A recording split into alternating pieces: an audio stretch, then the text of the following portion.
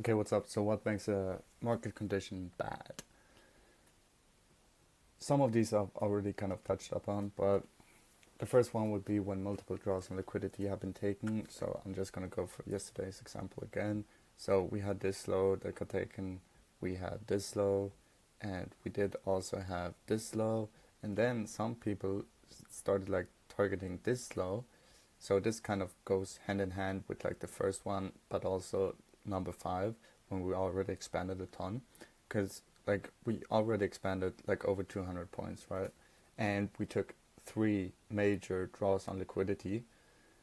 I mean, it's just not worth trading that because most likely it would just be chop. Like as you can see here, it will move down, take these draws on liquidity, and then price will stop chopping, barcoding, blah blah blah. Do not enter that shit. That's not A plus. That is ass. Number two, when we have news approaching. So usually, let's say we have like red folder at 10. Usually, pre pre news price will like start chopping because it's waiting for like that volume to come in during news to then like go towards the draws and liquidity.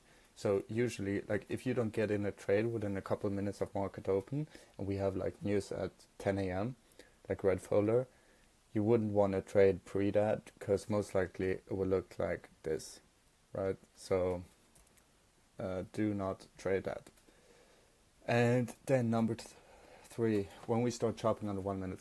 So usually how this looks, it will be like on the 1 minute, we have like our condition of a value gap for the entry. And then instead of being like, wait, instead of being a clean move like this, retracement, displacement, enter that. It will be something like this,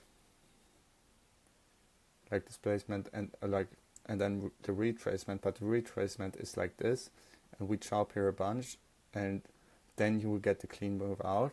But do not take that because that's just way, way, way less probable, and it's just not worth taking. So do not take that.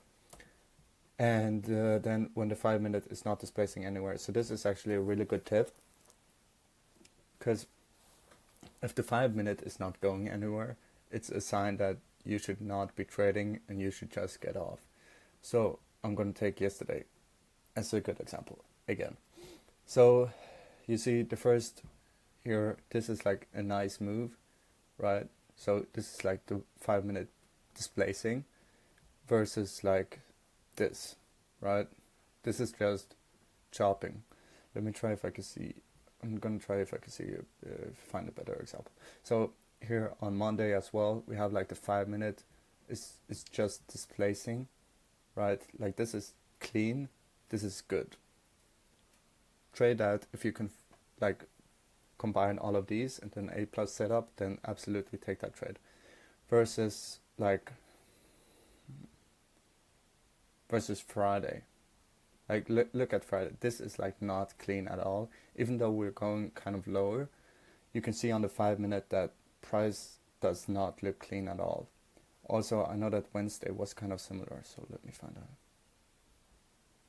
Yeah. So if you look at, actually Wednesday was kind of clean. Well, yeah. So if you take like look at this move on the 5 minute versus what happens afterwards. Like look at this. Already like the first few candles on the 5 minute, like you can anticipate that we're just gonna chop for the rest of the day, and basically that's what we did, right? So the 5 minute is very good for, like you could just stay on the 5 minute until you see like nice candles up like this, and then you could head down to the 1 minute and look for your entry, because you do not want to be caught up in something like this.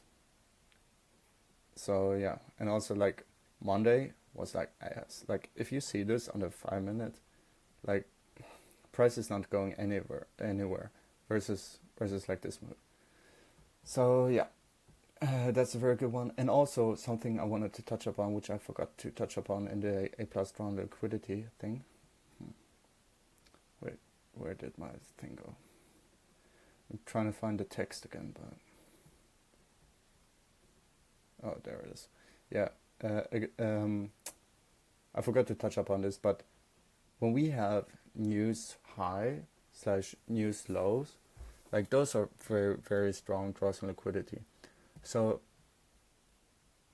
there actually was a trade on, was it Tuesday?